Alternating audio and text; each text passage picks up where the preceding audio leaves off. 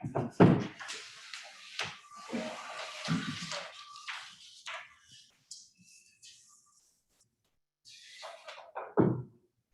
are you ready for us? I am. We'll call the July 19, 2021 meeting of the Greenville Board of Public Works and Safety to order at 5:30 p.m. Roll call, please. Mr. Coleman. Here. Mr. Hoover. Here. Mr. Rutherford. Here. Gentlemen, we have two sets of minutes for consideration tonight. The first one let's talk about is the special session of June 28, 2021. Any corrections, additions, or deletions from staff? Second. Thank you. Further discussion? Hearing none, all in favor say aye. Aye. That's unanimously. And then the next section of meetings is a regular session of July 7, 2021. Any corrections, additions, or deletions from staff? Hearing none. Mr. Coleman. Mr. Rutherford, further discussion? Seeing none, all in favor say aye. Aye. Motion passes. Next on our agenda is Sean Brooks, the homeowner, of 1093 Maplestone Drive. Mr. Brooks, if you'd like to take your position at the podium there, you can kind of, we'll be able to talk a little bit easier. That way it'll be recorded, what you're saying. We know you have a fence encroachment request, and you have some graphics up here, but generally just tell us what you would like to do, Sean. Just put up a privacy fence. We have a Chesapeake Bay retriever who likes to run. So we just like run the yard. There's an easement that goes through back of our property. We just like to keep all of our property closed.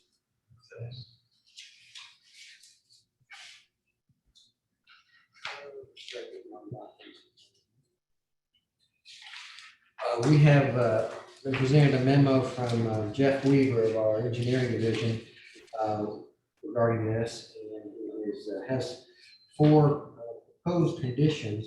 Have you received that memo, Sean? Yes, sir. Okay. Any problem with any of those conditions that Mr. Weaver recommended to No, us? sir. I heard that. Is there a question from Mr. Brooks from the members of the? I can't get this thing to load. I don't know if anybody else is having any trouble loading it or not. Mine is loaded. Well, the main one is if you're responsible, if you have to tear the fence down, if the city has to get in there. You understand that and agree with that, I'll move for approval. I'll second that, and that's up to those 4 conditions of those memos. Any further discussion? Seeing none, all in favor say aye. Aye. Motion passes. Thank you. Good Did luck. you get anything?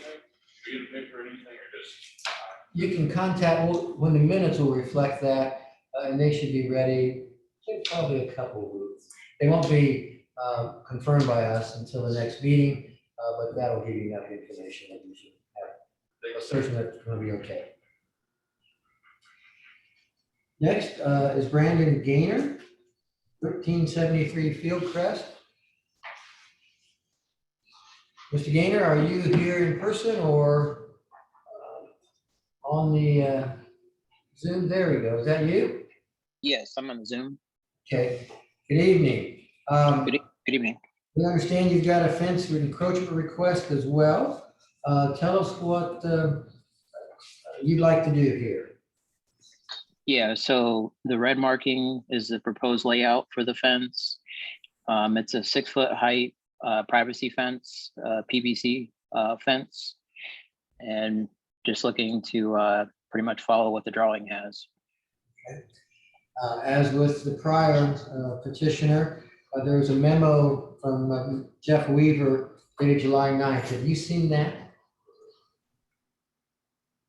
I think you just sent an email. Yeah, I think I have that. Okay. It had 3 recommended conditions to it. Any problems with any of those conditions? No.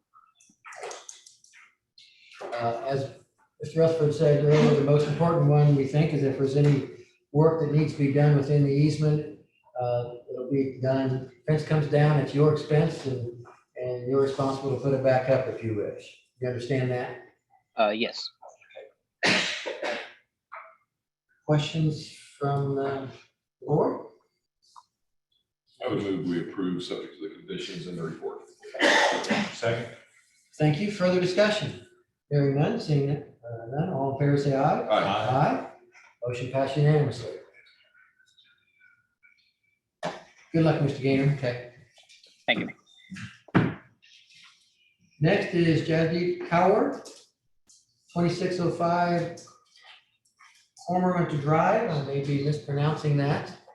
Are you with us virtually? No, sir. I'm actually on Zoom. Okay, thank you. We understand you have a fence encroachment request as well. Can you tell us what you'd like to do?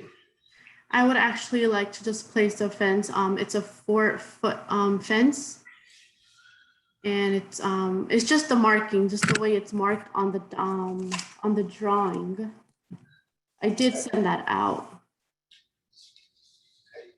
Again, there's been Jeff Weaver of our city has prepared a memo to us with the recommended conditions. Have you received a copy of that, Ms. Coward? Yes. With those 3 conditions, did you have any problems or concerns about meeting those? No concerns, no problems. Any questions for the homeowner? No questions at all. Okay, thank you. Is there a motion to? approve? I'll move for approval with 3 conditions. Second. Further discussion?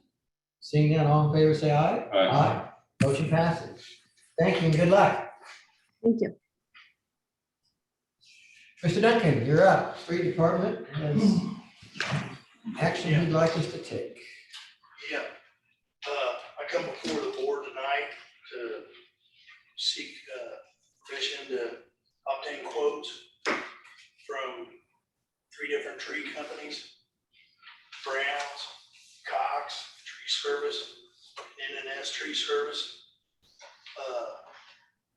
We always get quotes. This is trees we can't take down or be around electric lines, and we get quotes from all 3 and then go with the lowest bidder. And we'll need to be able to enter into a contract. Are you asking for permission to not only solicit quotes, but also then move for approval of the lowest bidder? Yeah, we need to probably approve all 3 of these. And that way, if one's busy or something happens to one of them, at least we with somebody to get a tree removed. And I'm taking it you're familiar with and recommend all 3 Yeah. of these that are submitted. Yeah, we wouldn't spend over $12,000 total for the year. Is that, One tree can cost you $6,000 or something if you got a big tree, so we come back before the board if we spend more than that in a year. is that the remaining portion of 2021? Okay. From what I'm understanding, they're gonna do this every year, so it'd be the remainder of this year, yeah, and then start over again next year. Questions for Mr. Duncan? Mr. Hudson, you're okay with all this as proposed? Yes. Is there a motion to approve Mr. Duncan's request to approve obtain quotes from all 3 of the providers and then enter into contracts with them as needed, not to exceed $12,000 per year?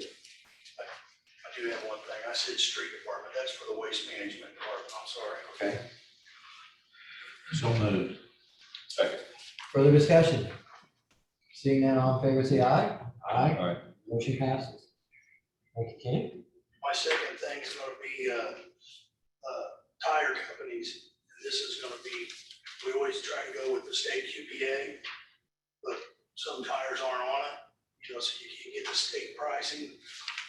And I'm needing to get some contract, some of them sell me tires, plus come out in the field and do service with a service truck. So I got Best One of Indy, Palms Tire Incorporated, Taylorsville Tire Incorporated. And that's the 3 companies we use to quote, just like the trees. We just quoted, we're not gonna exceed $30,000 for the street department and waste management. That's, both of them would need $30,000 to deal with. 30,000 each. Yeah, because the For a total loader of tire 60. could cost you $3,000, you could spend, them, you're already going down the road. For the remainder of this year. Questions for Ken? I move we approve that request. Second. Further discussion? Hearing none, all in favor, say aye. Aye. Motion passes. Yeah. This is gonna be for the street department here. It's gonna be the same thing. This is gonna be purchase of sign materials, signs, hot tape, barricades, cones, all construction related stuff. And I got 5 companies here. Some of them don't all bid signs, but we get signposts off some of them. That's Unistrut, Midwest, MGI Incorporated, Enos Flint Incorporated, Osborne Associates Incorporated, and Stello Products Incorporated. Be the same thing. We get 3 quotes off of them, and not to exceed $40,000 in a year. Sweet Lincolns like the stop signs, they're $1,500 a piece.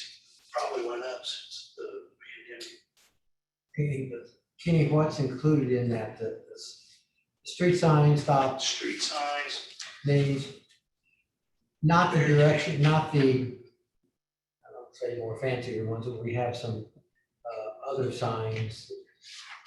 What do you call them? Wayfaring signs, Wayfinding. wayfinding yeah, signs. there wouldn't be nothing like she's doing, but it's all it's all the blinking signs, stop signs, tapes. Okay. Just Not to exceed $40,000 in a year, correct? for the, yeah. Questions for Kenny? Mr. Hodson, any issues? No. I'll move that we approve that request. I'll second. Thank you. Further discussion? Hearing none, all in favor, say aye. Aye. Motion passes. Thanks, Kenny. Have a good evening. Next, we're going to move on to McCormick Estates, Neil Van Trees, Flannel Homes. Good evening. Evening. I'm not Neil Van Trees. I'm designated Neil. Okay. Stu Huckleberry from Flannel Homes. Thank you. Tell us what we would like to have. Well, we're here this evening for acceptance of improvements for Flannel State Section 1, as well as the maintenance guarantees, performance guarantees, and acceptance and execution of a PLAT. What else I can tell you about that? I'm happy to answer any questions.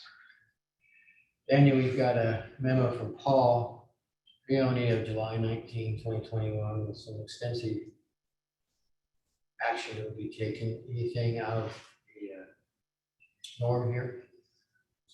No, you can see that there's a couple of conditions or recommended conditions for the motion. I guess the only, most of this information here in the memo is associated to the improvements to Cutsinger Road that we're coordinating with Lennar and also with Harbor Homes on adjacent development. So the conditions do is that receipt of revised plat and review and approval of that by the engineering and planning divisions, and receipt of the revised maintenance guarantee for the streets, and then review and approval seen by the legal and the engineering department. Those conditions would be acceptable to your client. Yes. And part of this is that the improvements to Cutsinger are going to be delayed until the roundabout is complete on Worsville Road, which will be, the memo says, August? The first week of August. And actually, we've got a meeting set up with Lennar and Harbor Homes this Thursday to discuss specifically Cutsinger. Is this then premature or? This is not, no. Okay. For this item, no. Further questions? I'd move for approval with the 2 conditions that are listed here in our memo from Paul Leone. I'll second that. Further discussion? Hearing none, all in favor say aye. Aye. Motion passes. Thanks, so Dave. much. Okay, take care. Next, Derek Snyder. Replat of Swartz Crossing Commercial Subdivision. Good evening. I'm the substitute for Derek Snyder, Greg Oakville with Crossroad Engineers, representing Sports Development. Pete Cleveland's in the audience also, with regards to the petition to vacate a handful of easements within the platted subdivision at the southeast corner of Stones Crossing and 135. I believe you got the petition in your packets. In long story short, there's a handful of easements that were platted, improvements not installed upon, new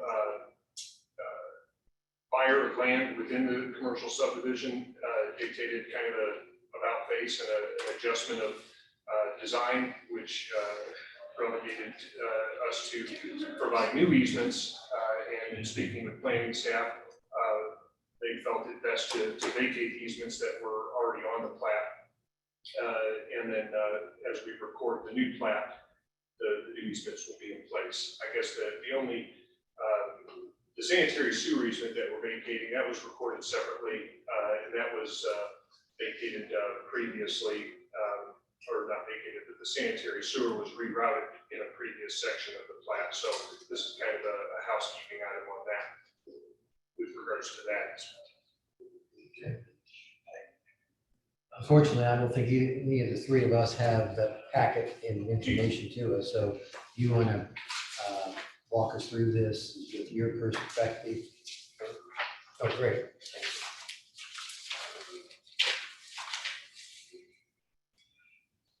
Go ahead.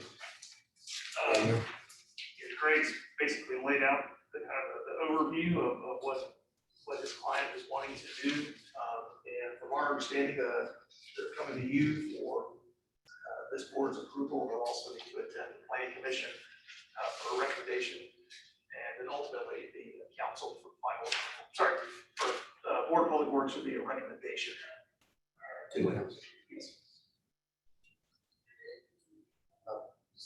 So everything in these easements is hashed out, you are vacating? All of the easements are being vacated. There's no longer, or never was, utilities in those easements. So the planning of the easements preceded the construction of the improvements. The improvements did not get constructed. The plat was recorded 2019, and now we're moving forward with, and actually the CRG has an apartment complex development that's being reviewed now in the southeast corner of the development that's necessitating kind of the redesign. So there's no conflict of existing infrastructure that will be without an easement. As you guys as you recommend your approval of the vacation, as Daniel has indicated to the planning commission, and then the planning commission, I think, does the same thing to council, and council finally has the final say on the vacation of the easements. Will the new plat be recorded? I'm sorry. Will the new plat be recorded before the process for this vacation is completed? No, I'm not sure. I think that really this needs to happen before we record the new ones, but really they're parallel. They don't need to intersect because any of the infrastructure is going to be bonded anyway. And so whether the infrastructure is installed with the plat being recorded, there will be a performance bond, or if it's installed after the plat's recorded, or with the plat being recorded, and then the infrastructure in and approved, it becomes a maintenance bond. So I guess it doesn't matter whether the plat is recorded or not prior to the vacation of the easements in the situation that we're in. Daniel, does it give you any concern that we will, if for any reason the new plat isn't recorded, we'll have a platted development, no utility easements? I think the only, I guess, one question that I also had was, have the utilities been notified that these easements would be vacated? So there are no utilities within the easements. Oh, I know there's no existing Currently. currently, but have the utilities been notified that if they wanted to install their facilities in these easements, that in the future, at some point in the future, that these easements are now going to go away, I guess? They will know that there are going to be new easements, and maybe that goes to your concern, that the plat's not going to be recorded. I don't know, do you have a timing on the recording of the plat? Is there any reason, I'm sorry, is there any reason on your end why this couldn't be a simultaneous closing, that replat and the vacation recorded on the same day? I would be fine with that. I know that this process requires you, the board, and then the planning commission and the council. So there's no reason why we couldn't record the vacation and then record the plat, or vice versa, on that same day at the recorder's office. That is fine.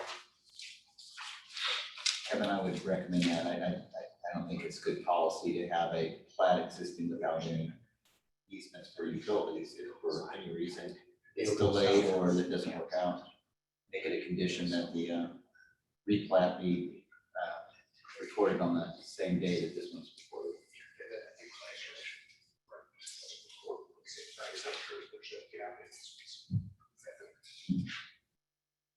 Calder? Daniel, you may or may not know the answer to this, but do we have adequate right-of-way dedication along Stones Crossing Road for our road improvement project through there? I have to look at the specific plan, but I know that as the SWARTZ property has been developed, that has been one of the discussion points. I don't know if the Schwartzes still own this parcel or not, but They do. You've got 65-foot half planted right away on the south side of Stones Crossing from out the frontage of Schwartz's property. we ran into a little stickler east of this location with the Schwartzes obtaining additional property that we needed. I just want to make sure we don't get put in that position again. Yeah, that's on the other side of Honey Creek. That's a good point. So you believe we have sufficient? Yes, I mean, I remember the number. I mean, we've had the discussion before. Now that Greg said that 65-foot half right away dimension. That's all the way along the northern. That's for the thoroughfare plan, the half right away dedicated requirement along Stones Crossing. So that's what was platted back in actually 18 and then replatted and maintained in 19 was the 65-foot half right away. Mr. Cleveland, since you came forward, anything you'd like to add to this discussion? Well, thank you for considering these matters. Yes, I understood that the replat and the vacation would be considered by the planning commission at sort of the same time, but it was the city council approval of the vacation that had to come later. So it does kind of coincide at that critical point. I don't think anyone will be out. There won't be any utility needs without an easement. I mean, we'll have it there. Yes, that's fine. And the right of way, that's all was established in the recorded plat today. Nothing is changing there. It just looked like on the replat that it's 60 foot. Maybe. Did you say 60?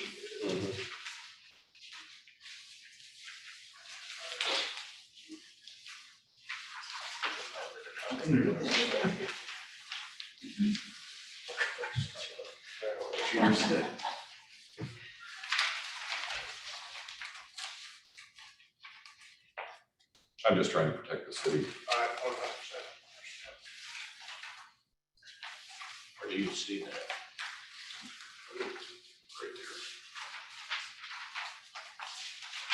The replat's not before us though, is it, Kevin? We're just on the vacation. If there is an issue, you'll have the opportunity to do that. To correct it during the on replat. Yeah, that's an accurate statement, because the replat has not been approved yet. We're in the secondary plat stage right now. The civil plans are being. Okay. Just keep that in the back of your Well, car. yeah, we'll double check that, Daniel, we'll talk about that. I thought it was 65 foot, but Mr. Coleman may be correct. You've seen that. What sheet number are you looking at, Jeff? 3 of 8. 3 of 8? Maybe I'm reading it incorrectly, but in the upper left portion of the plat, does that say 60 foot? The left of proposed right of way? 60 foot, if that's what that really is. Oh, I see the dimension that you have now. Okay. Yeah, we'll double check that. Well, with respect to the pending motion before us, there's been a suggestion by council that we would condition that the replat occurs the same day as the easement vacation. Is that correct, Mr. Hudson? Recorded on the same day. Recorded. Yeah. Further questions or comments from members of the board? Is there a motion?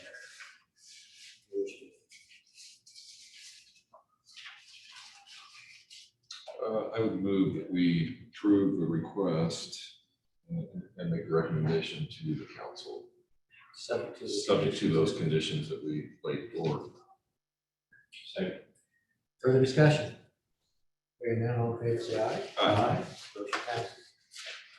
Thank you very Thank much. you, gentlemen. Do you need these back, Greg?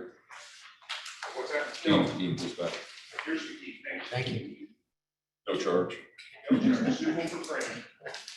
Didn't ask Mr. Cleveland about that one. See if he. Kevin Riddle, Arbor Homes. That, I got an email that one had been removed. Okay. That being the case, we will turn to the audience and see if there's anyone in the audience, either here in the room or virtually, that would like to address the board. Hearing none, we'll go to Mr. Hudson with the IDAM compliance plan status update. All's well with IDEM, and I believe you've been provided with the memoranda dated July 14th and July 19th, which described all the things we're doing to comply with the consent order. Yeah, thank you.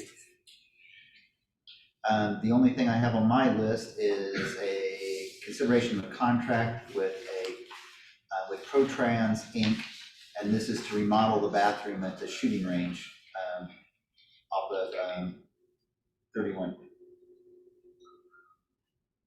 And this is with ProTrade? ProTrades Inc., the total amount of the contract at $10,500. We have that in front of us. Any questions for Mr. Hudson during that contract? Hearing none, I'll move that we authorize execution of the contract.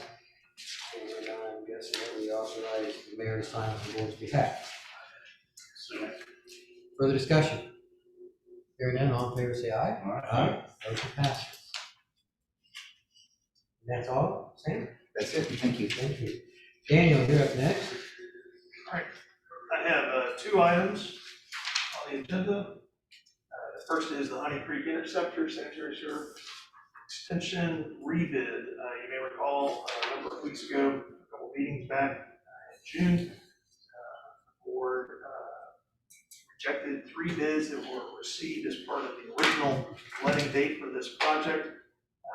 They were found to be non-responsive. They were missing documentation.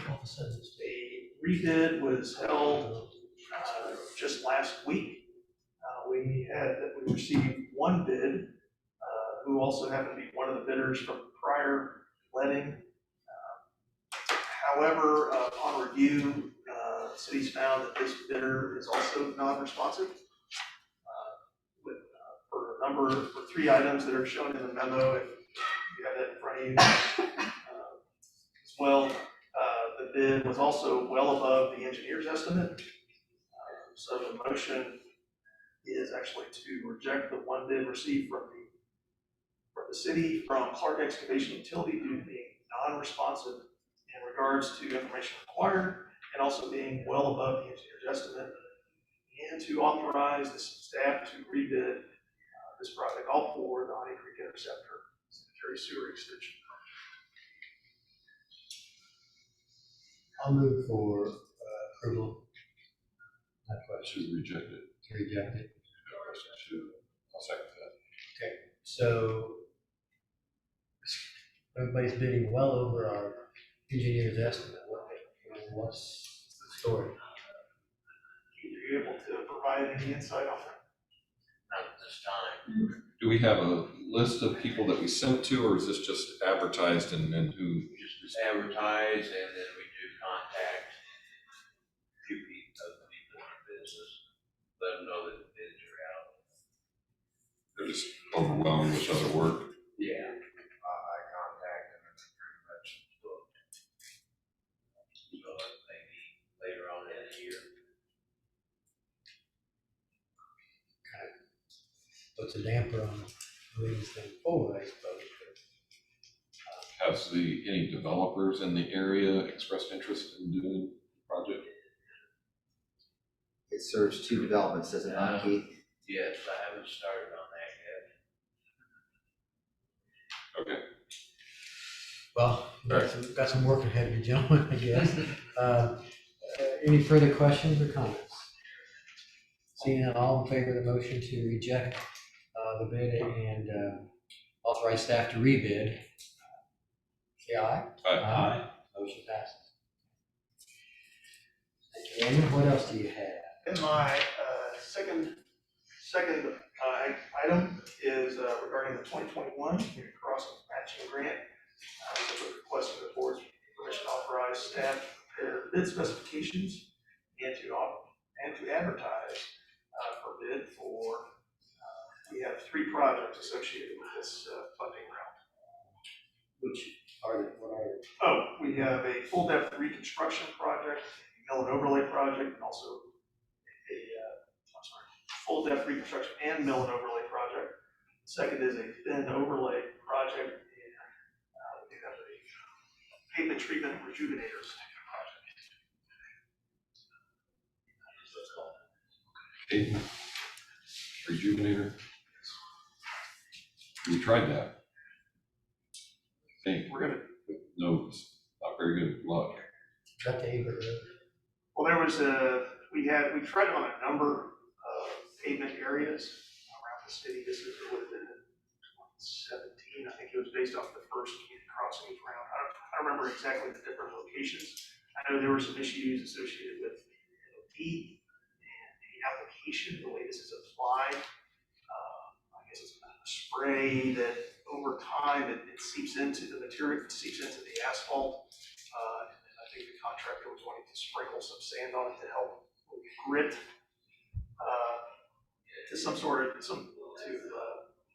accelerate how soon the road could be reopened. So we are wanting to reuse this as an initial treatment for the section of Worsville Road from 75 east all the way to the I-65 interchange. I guess I'm not certain about talking apples and oranges in my mind, but at least on the Averitt Road, work that was done several years ago, remember that, where after it was done, it was terrible, rough, bumpy. Oh, you're thinking of a different, Chip different treatment. Okay, That was I just a wanna make sure this- microsurface. we're not talking about the same thing, okay. Correct, this is a different material, different treatment type. And I think that microsurface has been used successfully by municipalities and counties all over the state and other surrounding states. I think that situation just boiled down to either poor specifications or workmanship, that kind of thing. What about Colonial Meadows? What was done in there on those streets? Is that Meadowview? Would that be Meadowview Lane? Might be. Yeah, kind of the same thing. That was, I think, Meadowview Lane had microsurfacing treatment on it. And that's what we want to do with Worsville? No, this is a rejuvenator, and I'm not really an expert on what it is, but it's a material that's sprayed on. That was more of kind of like a surface coating. This is a material, a chemical that is sprayed on and it soaks into the asphalt layer, penetrates, I don't know what depth, but the intent is to harden up the chemical bonding in the asphalt to strengthen it. I believe even potentially to seal it, make it a little less vulnerable to water infiltration. We don't have any of this, sorry, Jeff, we don't have any of this process anywhere else in the city currently. We haven't used it since 2017. And we used it on Curry, Meadowview Lane, Meadowview Lane was another microsurfacing for the Rejuvenator. I know we had it on Curry. There was a section close to Honey Creek Road near Barrington West subdivision. We had a couple areas over in Greenway Station. I can't remember the street names. I just remember the general location that it was used. Those are all fairly low volume roads. Worsville Road is a very high volume traffic road. So, And I've got reluctance voting for anything that would end up putting egg on our face again without having more information, so. understand the concern. You may be right, maybe it's right for it, but it's not been proven to me. Each direction of Worsville Road there does have 2 lanes, so we will be able to maintain traffic, at least 1 lane of traffic in the direction that's being worked on. So hopefully that would help. You're not talking chip and seal, are you? That's correct, no. Yeah, I don't like that.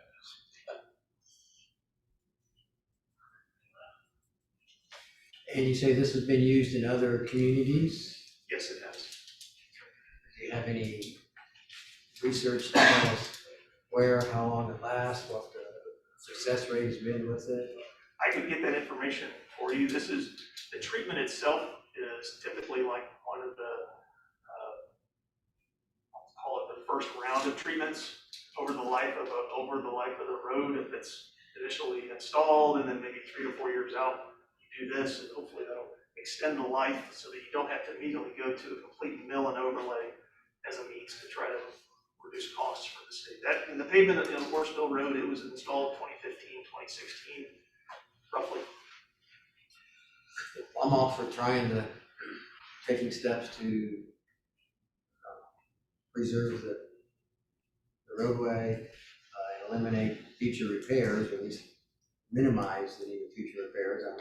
I understand Jeff's concern that we don't have a great history with this.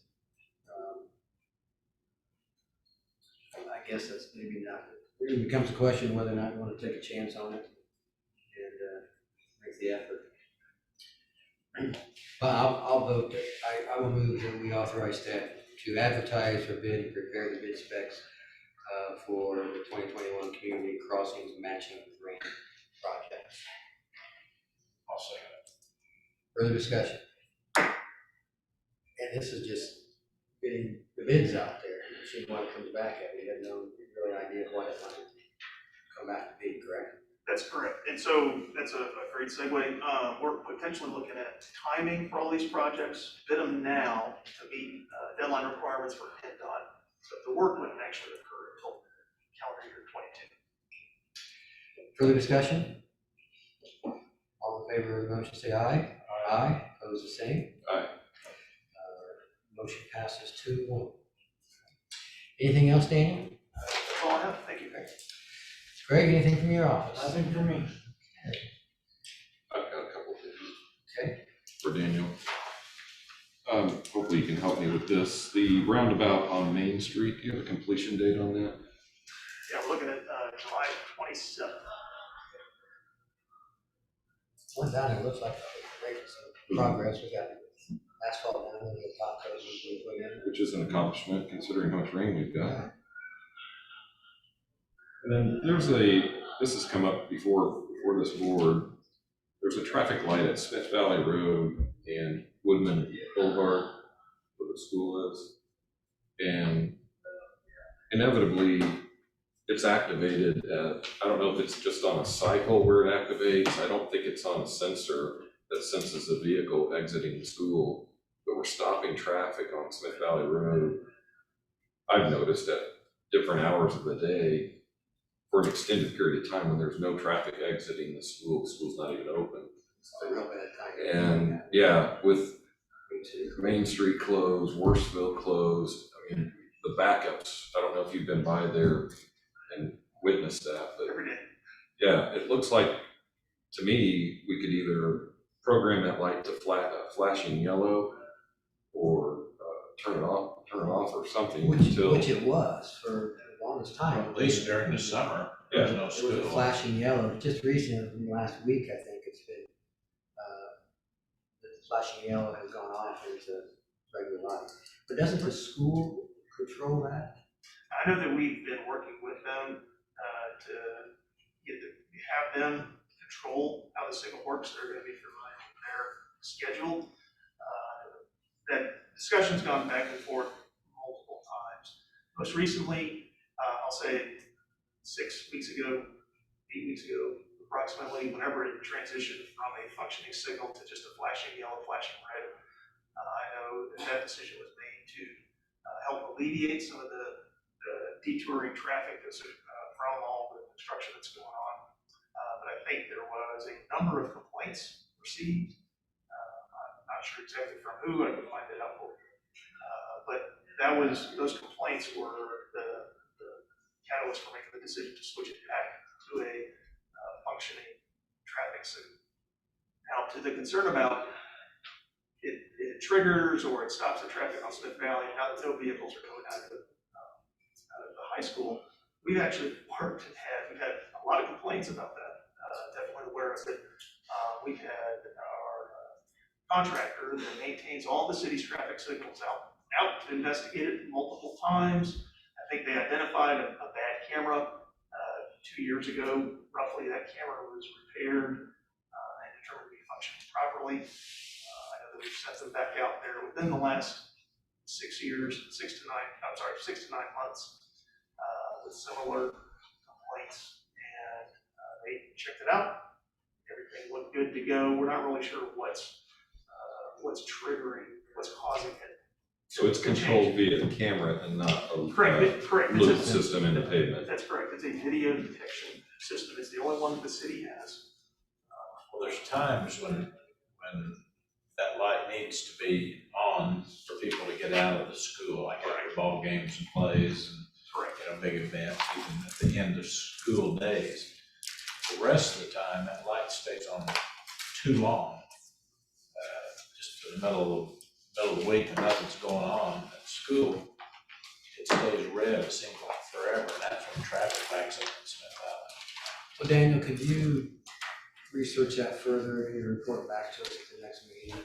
So we can have some further direction. It's like whoever is making those decisions know that we are concerned about the status of that.